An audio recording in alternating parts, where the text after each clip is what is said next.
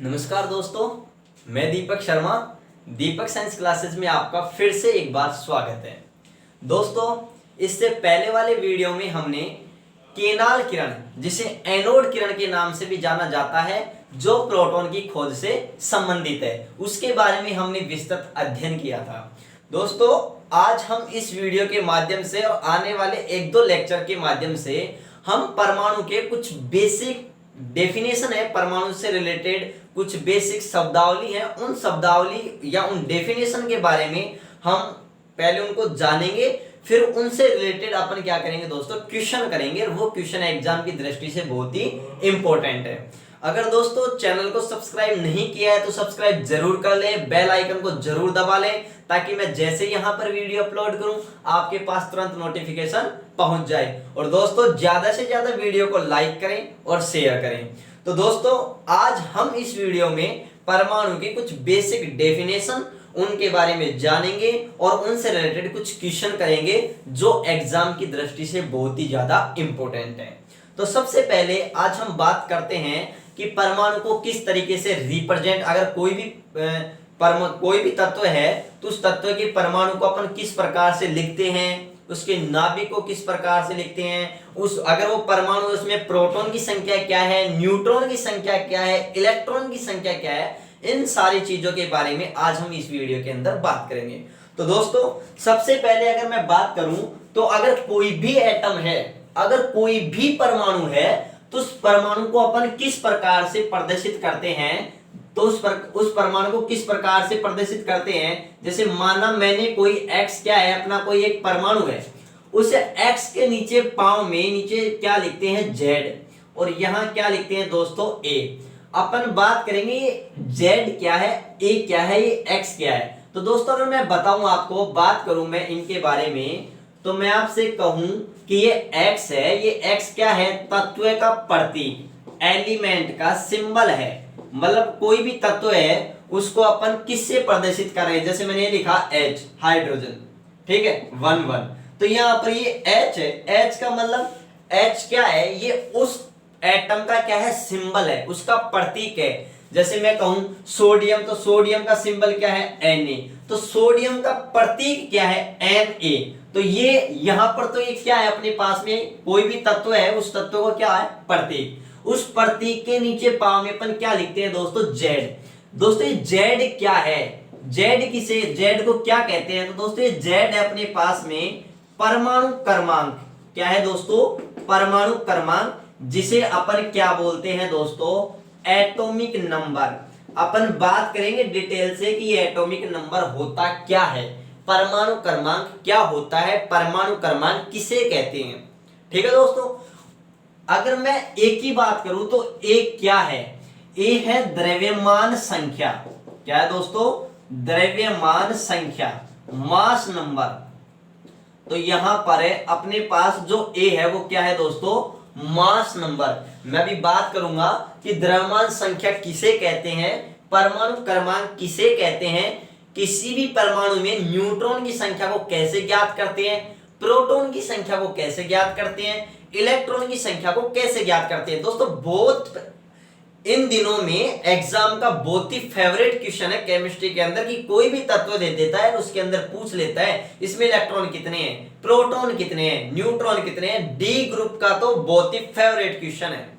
ठीक है दोस्तों, तो मैं बात करूं यहां पर, सबसे पहले मैं बात करता हूं दोस्तों कि परमाणु क्रमांक, कि परमाणु क्रमांक क्या है। तो दोस्तों परमाणु क्रमांक को अपन क्या कहते हैं, एटॉमिक नंबर। एटॉमिक नंबर, परमाणु क्रमांक का क्या रोल है उसके बारे में बात करते हैं। तो जिस प्रकार से अपन स्कूल के अंदर पढ़ो, एक रोल नंबर दिया जाता था क्लास के अंदर, जैसे किसी का रोल नंबर 2 होता था, किसी का 4 होता था, किसी का 5 होता था, और पूरी साल वही रोल नंबर अपना चलता था। जब भी कभी टेस्ट के नंबर सुनाए जाते थे तो ये कहते थे कि सर कि रोल नंबर 11 के इतने नंबर आए हैं। तो एक बात बताओ, जब वो ऐसे बोलते थे कि रोल नंबर 11 के 5 नंबर आए हैं, तो रोल नंबर 11 कौन है, मतलब उस क्लास में रोल नंबर 11, जैसे सर ने बोला कि रोल नंबर 11, तो रोल नंबर 11 से उस लड़के की पहचान हो गई जिसका क्लास में क्या था, उसका रोल नंबर था, उसका क्रमांक था। तो मैं आपको ऐसे समझाऊं कि अपनी अगर पहचान के बारे में बात करें तो अपनी पहचान के लिए एक आधार कार्ड होता है, आधार कार्ड के नंबर होते हैं। वर्ल्ड में आप कहीं भी चल जाओ, अगर भारतीयों की बात करें तो आप इंडिया के अंदर कहीं भी चले जाओ, प्रत्येक व्यक्ति का आधार कार्ड नंबर है वो सबका अलग अलग है। अगर मैं ये कहूं कि अगर मैं आपको आधार कार्ड नंबर बता दूं तो उस आधार कार्ड नंबर के माध्यम से आप ये बता सकते हो कि ये व्यक्ति ये है, मतलब उस आधार कार्ड नंबर से उस व्यक्ति की आप पहचान कर लोगे। उसी प्रकार से आवर्त सारणी में बहुत सारे तत्व हैं, वर्तमान में 118 तत्व हैं। अगर उन 118 तत्वों में मैं ऐसे कहूं कि परमाणु क्रमांक 13 नंबर पर कौन सा तत्व है तो पहचान हो जाएगी 13 नंबर पर कौन सा है, एल्यूमिनियम। 1 नंबर पर कौन सा है, हाइड्रोजन। मतलब आवर्त सारणी में 118 जो तत्व हैं उन तत्वों का, प्रत्येक तत्वों का जो परमाणु क्रमांक है वो परमाणु क्रमांक उनका सीक्वेंस, मतलब जिस पर उनकी पहचान करवाता है एक तरीके से। जैसे मैं कहूं कि 1 नंबर परमाणु क्रमांक आप तुरंत बता दोगे हाइड्रोजन, ठीक है। जैसे मैं कहूं कि कैल्शियम, तो कैल्शियम के परमाणु क्रमांक कितने, 20 नंबर। तो परमाणु क्रमांक, अगर मैं बात करूं परमाणु क्रमांक, तो ये तो जिस प्रकार से अपनी एक तरीके से पहचान होती है आधार कार्ड नंबरों से या क्लास के अंदर विद्यार्थियों के रोल नंबर से बात करें, उसी प्रकार से आवर्त सारणी में इन तत्वों की पहचान अगर बात की जाए तो किससे होती है, परमाणु क्रमांक से। मतलब मैं ये कहूं कि इतने नंबर पर कौन सा तत्व है तो आप बता सकते हो। जैसे मैं बात करूं कि 21 नंबर पर कौन सा तत्व है, स्कैंडियम।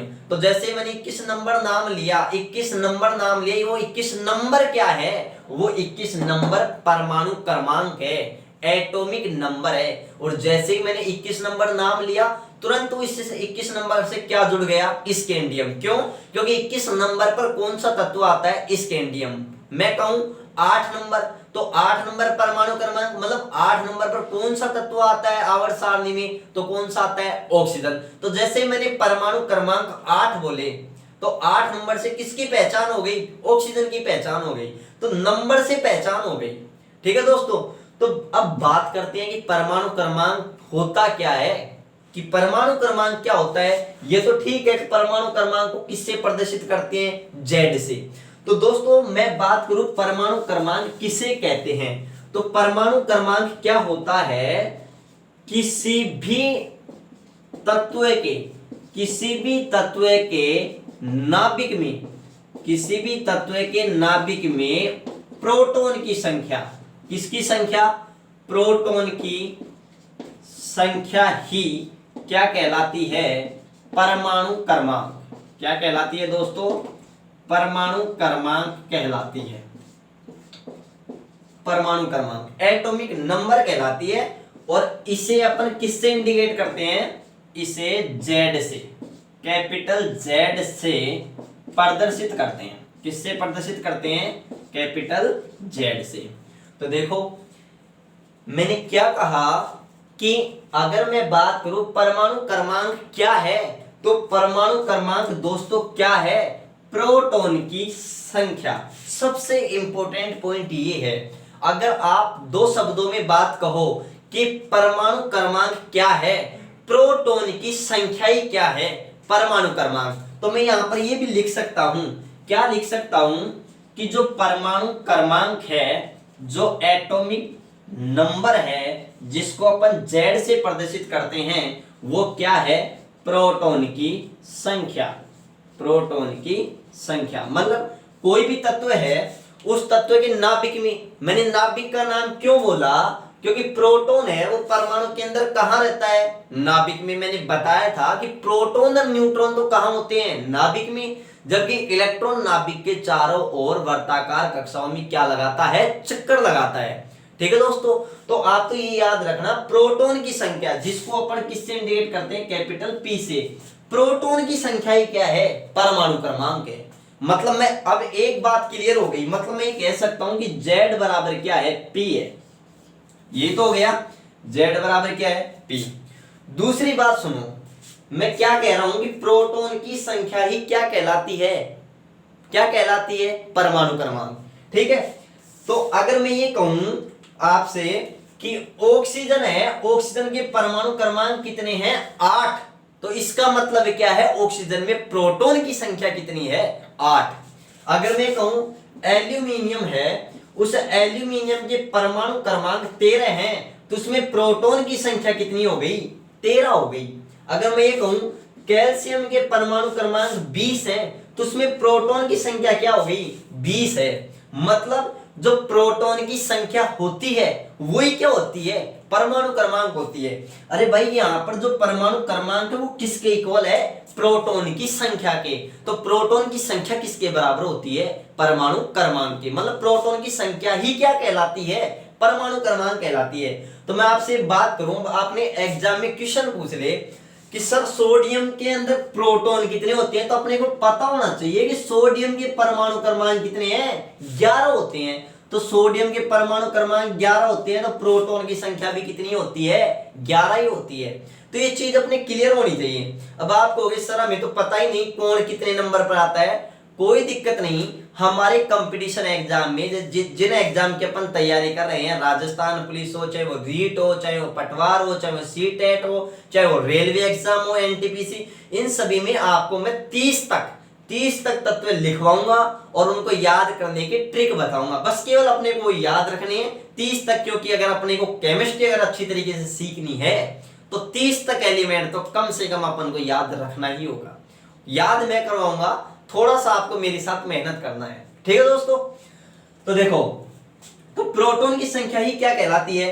परमाणु क्रमांक। ये चीज आप समझ गए होंगे अच्छी तरीके से। अब मैं नेक्स्ट बात करता हूं किसकी? नंबर ऑफ प्रोटॉन की संख्या की। तो देखो यहां पर इसको मैं एक तरीके से और भी बता सकता हूं, क्या कि प्रोटॉन की संख्या ही क्या होती है? परमाणु क्रमांक। मैं ये भी लिख सकता हूं कि परमाणु क्रमांक उदासीन परमाणु में, किसमें? उदासीन परमाणु में इलेक्ट्रॉन की संख्या, इलेक्ट्रॉन की संख्या की भी क्या होता है? बराबर होता है। मतलब ये है, मैंने आपको बताया था कि कोई भी जो परमाणु होता है वो उदासीन होता है, न्यूट्रल होता है। और मैंने ये भी बताया था परमाणु उदासीन होता है। यह बात सबसे पहले किसने बताई थी? जे थॉमसन ने। आगे आने वाले 3-4 लेक्चर के बाद अपन बात करेंगे जे थॉमसन के परमाणु मॉडल की, उसमें यह बात फिर से वापस आएगी। तो मतलब जे थॉमसन ने यह बताया कोई भी परमाणु है वो उदासीन होता है। उदासीन क्यों होता है? क्योंकि परमाणु में जितने प्रोटॉन की संख्या होती है उसमें उतने ही इलेक्ट्रॉन की संख्या होती है। और आपको पता है प्रोटॉन पर जितना धनावेश होता है इलेक्ट्रॉन पर उतना ही ऋणावेश होता है। तो दोनों देखो, दोनों की संख्या सेम है, दोनों पर चार्ज है वो परिमाण में समान है, लेकिन उनकी नेचर अलग है। पॉजिटिव प्रोटॉन पर पॉजिटिव, इलेक्ट्रॉन पर नेगेटिव, तो इक्वल हो गए कि नहीं हो गए? कैंसिल हो गए। तो टोटल एटम पर जो चार्ज होगा वो कितना होगा? 0। और मैंने कहा था जब चार्ज 0 होता है तब अपन क्या कहते हैं? न्यूट्रल, उदासीन। मतलब वो परमाणु कैसा होता है? उदासीन। तो मैं ये बोल सकता हूं ना कि उदासीन परमाणु में इलेक्ट्रॉन की संख्या ही क्या कहलाती है? परमाणु क्रमांक। अब आप कहोगे सर हमें तो ये समझ में नहीं आया, उदासीन परमाणु हम पहचानेंगे कैसे? देखो, अगर मान लिया मेरे पास में ये कोई परमाणु है ए, इसको मैं 2-3 तरीके से लिख सकता हूं, या फिर मैं ऐसे लिख दूं, ये तो ए है, ये ए प्लस है, ये ए माइनस है। तो मेरे को एक बात बताओ, यहां पर आपको कुछ चार्ज नजर आ रहा है क्या? कुछ प्लस माइनस नजर आ रहा है क्या? नहीं आ रहा। अगर यहां पर कोई भी अगर आपको प्लस या माइनस नजर नहीं आए तो इसका मतलब वो एटम कैसा है? उदासीन है। कैसा है? उदासीन। अब यहां पर आपको नेगेटिव सिंबल नजर आ रहा है, मतलब इस पर नेगेटिव चार्ज है, मतलब ये उदासीन नहीं है। यहां पर ये पॉजिटिव चार्ज है, मतलब ये भी उदासीन नहीं है। तो उदासीन कैसे पहचानोगे? उदासीन एटम के यहां पर कोई भी आपको चार्ज नहीं मिलेगा, कोई भी आवेश नहीं मिलेगा। तो अपन समझ जाएंगे कि उसमें जितने प्रोटॉन की संख्या है उतने ही क्या है? इलेक्ट्रॉन की संख्या है। जैसे मैं आपको एक एग्जांपल के माध्यम से समझा रहा हूं। देखो, मेरे पास में मैंने एक एग्जांपल लिया, जैसे एग्जांपल क्या लिया? ये ले लिया सोडियम। सोडियम के परमाणु क्रमांक कितने होते हैं? 11। कितने होते हैं? 11। अब मैं आपसे कहूं कि सोडियम, इसको देख करके बताओ कि सोडियम के परमाणु क्रमांक कितने होते हैं। तो आपको पता है कि कोई भी तत्व होता है उसके पाँव में यहाँ पर क्या लिखा होता है, उसका परमाणु क्रमांक। तो परमाणु क्रमांक कितने हैं यहाँ पर 11। ठीक है, जो यहाँ पर लिखा होता है इसके पाँव में वो क्या होता है, परमाणु क्रमांक, एटॉमिक नंबर, जिसको अपन जेड से प्रदर्शित करते हैं। मैंने कहा था जेड किसके बराबर होता है, पी के बराबर। मतलब जो परमाणु क्रमांक होता है वो क्या होता है, प्रोटॉन की संख्या होती है। इसका मतलब इसमें प्रोटॉन की संख्या भी कितनी है, 11 है। कितनी है, 11। ये बात यहां तक क्लियर है, क्योंकि जो परमाणु क्रमांक क्या होता है, प्रोटॉन की संख्या ही तो परमाणु क्रमांक होता है। तो अगर परमाणु क्रमांक 11 है तो प्रोटॉन की संख्या भी क्या होगी, 11 ही होगी। क्लियर। अब बात करते हैं इलेक्ट्रॉन की संख्या। तो मैंने कहा है कि अगर एटम कैसा है, उदासीन है, एटम कैसा है, उदासीन है, उस पर कोई चार्ज नहीं है, तो उसमें जितनी प्रोटॉन की संख्या होगी उतनी ही क्या होगी, इलेक्ट्रॉन की संख्या होगी। तो उदासीन परमाणु में प्रोटॉन की संख्या और इलेक्ट्रॉन की संख्या क्या होती है दोस्तों, समान होती है। तो मेरे को एक बात बताओ, यहाँ पर कोई प्लस माइनस नजर आ रहा है क्या आपको, नहीं आ रहा ना। तो जितने प्रोटॉन हैं उतने ही क्या होंगे दोस्तों, इलेक्ट्रॉन की संख्या होगी। तो देखो, कोई भी तत्व अपन को दे रखा है, उसके माध्यम से ये भी बता दिया इसका परमाणु क्रमांक क्या है, ये भी बता दिया हमने प्रोटॉन की संख्या क्या है, ये भी बता दिया हमने इलेक्ट्रॉन की संख्या कितनी होती है। इसी को अगर मैं ऐसे लिख दूं, सोडियम 11 प्लस, तो मेरे को एक बात कहो, परमाणु क्रमांक तो वही 11 हो गया, प्रोटॉन की संख्या भी वही 11 हो गई, लेकिन इस बार इलेक्ट्रॉन की संख्या, इस बार इलेक्ट्रॉन, देखो ये कॉन्सेप्ट तभी लागू हो रहा है जब परमाणु कैसा हो, उदासीन हो, न्यूट्रल हो। अगर एटम न्यूट्रल है तो ही उसमें परमाणु क्रमांक किसके बराबर होता है, इलेक्ट्रॉन की संख्या के बराबर होता है। तो मेरे को एक बात बताओ, ये क्या न्यूट्रल है क्या, नहीं है, क्योंकि यहाँ पर तो कैसा चार्ज है, पॉजिटिव चार्ज है। तो क्या यहाँ पर प्रोटॉन की संख्या और इलेक्ट्रॉन की संख्या बराबर होगी, नहीं होगी, बिल्कुल नहीं होगी। तो यहाँ पर इलेक्ट्रॉन की संख्या कितनी होगी, तो ये मैं अभी आपको बताने वाला हूं, अलग से हेडिंग डालेंगे, इलेक्ट्रॉन की संख्या कैसे ज्ञात करते हैं। ठीक है, वैसे यहाँ पर इलेक्ट्रॉन की संख्या दोस्तों कितनी होगी, 10 होगी। कैसे होगी, क्योंकि यहाँ पर प्लस का कितना है, 1, मतलब 1 इलेक्ट्रॉन त्याग दिया। भाई प्रोटॉन 11 है तो इलेक्ट्रॉन भी 11 ही थे, 11 ही थे, लेकिन यहां से 1 इलेक्ट्रॉन क्या कर दिया, डोनेट कर दिया, दे दिया। तो अगर इलेक्ट्रॉन दे देते हैं तो कैसा आवेश आ जाता है, पॉजिटिव चार्ज आ जाता है। कितना पॉजिटिव आता है, मतलब यहां पर जो संख्या लिखी होती है, 2 पॉजिटिव है इसको मतलब 2 इलेक्ट्रॉन दे दिया, 3 पॉजिटिव है मतलब 3 इलेक्ट्रॉन दे दिया। अगर 1 पॉजिटिव सिंबल है, 1 पॉजिटिव है मतलब 1 इलेक्ट्रॉन दे दिया, तो यहां पर पॉजिटिव 1, तो मतलब प्रोटॉन 11 तो इलेक्ट्रॉन भी 11 थे, इलेक्ट्रॉन भी 11 थे, लेकिन यहां पर 1 इलेक्ट्रॉन क्या कर दिया, डोनेट कर दिया। तो 11 में से 1 गया तो दोस्तों कितने बच गए अपने पास, 10 इलेक्ट्रॉन। तो इस प्रकार से अपना ये इस पूरे वीडियो में अपन ये ज्ञात करना सीखेंगे प्रोटॉन, इलेक्ट्रॉन और न्यूट्रॉन की संख्या। ठीक है दोस्तों, बहुत इंपॉर्टेंट क्वेश्चन बनते हैं यहां से। तो ये तो हो गई दोस्तों अपनी किसकी बात, परमाणु क्रमांक की बात।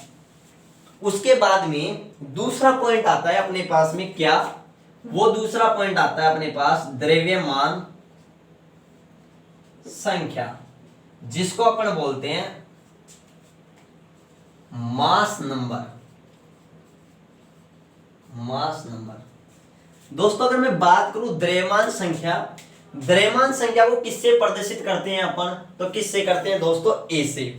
द्रव्यमान संख्या क्या होती है, द्रव्यमान संख्या क्या होती है, अगर मैं द्रव्यमान संख्या के अंदर बात करूं तो मैं ये कह सकता हूं शॉर्टकट के अंदर कि जो द्रव्यमान संख्या होती है वह प्रोटॉन की संख्या, किसकी संख्या, प्रोटॉन की संख्या, या फिर मैं कह सकता हूं प्रोटॉन प्लस न्यूट्रॉन की संख्या, प्रोटॉन प्लस न्यूट्रॉन की संख्या का क्या होता है, सम होता है, जोड़ होता है। मतलब एक बात बताओ, मैंने पहले भी बताया था कि ये कोई अपने पास परमाणु है, तो ये अपने पास क्या हो गया, नाभिक। नाभिक में क्या होता है, प्रोटॉन और न्यूट्रॉन, क्या होता है, प्रोटॉन और न्यूट्रॉन, और इलेक्ट्रॉन नाभिक के चारों ओर क्या लगाते हैं, चक्कर लगाते हैं। तो कोई भी अगर परमाणु है, उस परमाणु के नाभिक में प्रोटॉन की संख्या और न्यूट्रॉन की संख्या दोनों का योग किसके बराबर होता है? द्रव्यमान संख्या के। मतलब मैं ये कह सकता हूं कि जो अपने पास द्रव्यमान संख्या है, मतलब अपने पास जो A है वो किसके बराबर होगी? प्रोटॉन की संख्या P और प्लस में न्यूट्रॉन की संख्या। मतलब प्रोटॉन की संख्या न्यूट्रॉन की संख्या ही क्या कहलाती है? प्रोटॉन की संख्या न्यूट्रॉन की संख्या का योग ही क्या कहलाता है? द्रव्यमान संख्या। इसको मैं दोस्तों या भी ऐसे भी तो लिख सकता हूं, A बराबर बोलो P, प्रोटॉन की संख्या। आपको पता है कि प्रोटॉन की संख्या किसके बराबर होती है? Z। Z का मतलब परमाणु क्रमांक। मैंने कहा था परमाणु क्रमांक क्या है? प्रोटॉन की संख्या ही तो परमाणु क्रमांक है। तो मैं यहां पर P की जगह क्या लिख सकता हूं? Z भी तो लिख सकता हूं ना। तो मैं ये भी फॉर्मूला बना सकता हूं कि द्रव्यमान संख्या बराबर Z प्लस न्यूट्रॉन की संख्या।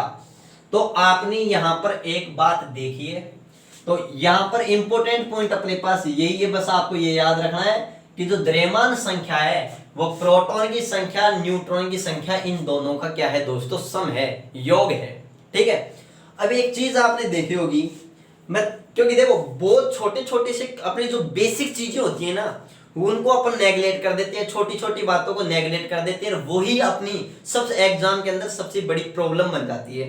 अगर मैं आपसे कहूं कि क्या परमाणु क्रमांक में न्यूट्रॉन की संख्या का कुछ कंट्रीब्यूशन होता है? नहीं होता है। क्या परमाणु, भाई मैंने क्या कहा? परमाणु क्रमांक में न्यूट्रॉन की संख्या का कोई कंट्रीब्यूशन होता है क्या? नहीं होता है। मतलब कि परमाणु क्रमांक में न्यूट्रॉन की संख्या का कोई योगदान नहीं होता है। परमाणु क्रमांक ओनली डिपेंड किस पर करता है? किस पर डिपेंड करता है दोस्तों? ओनली फॉर ओनली प्रोटॉन की संख्या, नंबर्स ऑफ प्रोटॉन। प्रोटॉन कितने हैं वो डिपेंड करता है किस पर? एटॉमिक नंबर, मतलब परमाणु क्रमांक पर क्या होता है? प्रोटॉन की संख्या, ओनली प्रोटॉन की संख्या। इलेक्ट्रॉन की संख्या, इलेक्ट्रॉन की संख्या पर भी डिपेंड नहीं करता है। याद रखना, ये तो मैंने उदासीन परमाणु के लिए बताया था। ठीक है ना। एक उदासीन परमाणु में जो परमाणु क्रमांक होता है वो इलेक्ट्रॉन की संख्या के बराबर होता है, लेकिन परमाणु क्रमांक है वो इलेक्ट्रॉन की संख्या पर भी निर्भर नहीं करता है। परमाणु क्रमांक में केवल और केवल किसका कंट्रीब्यूशन होता है? Numbers of proton. ठीक है। उसी प्रकार से जो द्रव्यमान संख्या होती है, मास नंबर होती है, उसमें किसका कंट्रीब्यूशन होता है? किसका योगदान होता है? नंबर्स ऑफ प्रोटॉन और नंबर्स ऑफ न्यूट्रॉन। न्यूट्रॉन की संख्या और प्रोटॉन की संख्या इन दोनों का योगदान होता है। ठीक है। तो दोस्तों अब बात करते हैं उसके बाद में, यहां पर एक और पॉइंट है। देखो वो मैं एक डाउट रहता है, सर द्रव्यमान संख्या क्या है और परमाणु भार क्या है? दोस्तों दोनों बातें हैं ना, दोनों अलग अलग है। बहुत सारे स्टूडेंट या बच्चों को ये नहीं पता कि सर द्रव्यमान संख्या, वो द्रव्यमान संख्या और परमाणु भार उन दोनों को एक ही मानकर बैठ जाते हैं, जबकि रियल में वास्तव में दोनों क्या होते हैं? अलग अलग होते हैं। यहां पर मैं एक बात बताऊं, द्रव्यमान संख्या कभी भी दशमलव में नहीं होती है, दशमलव में नहीं होती है, नहीं होती है। अरे मेरे को एक बात बताओ, द्रव्यमान संख्या क्या है? प्रोटॉन की संख्या और न्यूट्रॉन की संख्या है। तो मेरे को एक बात बताओ, प्रोटॉन की संख्या और न्यूट्रॉन की संख्या है, तो यहां पर एक बात बताओ, कभी प्रोटॉन आधा हो सकता है क्या? न्यूट्रॉन आधा हो सकता है क्या? अरे प्रोटॉन 11 की बजाय 11.5 11.5 हो सकता है क्या? न्यूट्रॉन 12 की बजाय 12.5 हो सकता है क्या? नहीं हो सकता ना। तो याद रखना, द्रव्यमान संख्या कभी भी दशमलव में नहीं होती है, ये सदैव पूर्ण संख्या के रूप में होती है। ठीक है। उसके बाद में दोस्तों अपन बात करते हैं, तीसरा पॉइंट अपने पास आता है न्यूट्रॉन की संख्या। किसकी संख्या आती है अपने पास में? न्यूट्रॉन की संख्या। तो देखो न्यूट्रॉन की संख्या कैसे ज्ञात करते हैं? न्यूट्रॉन की संख्या जिसको अपन प्रदर्शित करते हैं कैपिटल N से। तो न्यूट्रॉन की संख्या बेहद सिंपल सी बात है। न्यूट्रॉन की संख्या जो N होती है वो A में से क्या घटा दो दोस्तों? Z। A में से क्या घटा दो? Z। या मैं से भी कह सकता हूं कि A में से क्या घटा दो? P, मतलब प्रोटॉन की संख्या। मतलब सिंपल सी बात है। न्यूट्रॉन की संख्या तो ज्ञात करना बेहद आसान है। जैसे अपन को ये कहे कि सोडियम 1123 में न्यूट्रॉन कितने हैं, तो सिंपल सी बात है, ऊपर भाई नीचे ये तो क्या है? Z, और ऊपर क्या है अपने पास a। तो मैंने क्या कहा कि न्यूट्रॉन की संख्या बराबर क्या होता है, न्यूट्रॉन की संख्या बराबर क्या होती है, द्रव्यमान संख्या माइनस परमाणु क्रमांक, या परमाणु क्रमांक किसके बराबर होता है, प्रोटॉन की संख्या के बराबर होता है। तो मैं ये भी कह सकता हूं कि द्रव्यमान संख्या में से क्या घटा दें, प्रोटॉन की संख्या। तो देखो यहां ऊपर तो क्या होती है अपने पास में द्रव्यमान संख्या, नीचे यहां पर क्या होती है परमाणु क्रमांक। तो सिंपल सी बात, आप तो ये याद रखो, अगर आपसे न्यूट्रॉन की संख्या काउंट करवाता है तो 100% वो आपको एग्जांपल ऐसा देगा एल्यूमिनियम 1327। तो ऐसी कंडीशन में आप क्या करोगे, आप सीधा ये करोगे, न्यूट्रॉन की संख्या ज्ञात करनी है तुरंत जल्दी सी, क्योंकि अपना कॉम्पिटिटिव एग्जाम में टाइम भी बहुत इंपॉर्टेंट है। तो सीधा ऊपर की संख्या में से नीचे की संख्या क्या कर दोगे, माइनस। ठीक है, 27 में से 13 घटा दोगे तो यहाँ पर न्यूट्रॉन की संख्या कितनी आ जाएगी, 14 आ जाएगी। यहाँ पर मैं बात करूं 23 में से कितना घटा देंगे, 11 घटा देंगे तो कितना आ जाएगी अपने पास में 12। ठीक है दोस्तों, इस प्रकार से अपन परमाणु क्रमांक और द्रव्यमान संख्या और न्यूट्रॉन की संख्या की इस वीडियो के अंदर अपन ने चर्चा की है कि न्यूट्रॉन की संख्या कैसे ज्ञात कर सकते हैं। आने वाले वीडियो के अंदर हम इलेक्ट्रॉन की संख्या कैसे ज्ञात करते हैं, समस्थानिक, समन्यूट्रॉनिक, इन स्पीशीज के बारे में अपन डिटेल से बात करेंगे, उनके क्या उपयोग हैं। दोस्तों अगर वीडियो पसंद आया है तो लाइक करें, शेयर करें, ज्यादा से ज्यादा कमेंट करें। ठीक है, ओके।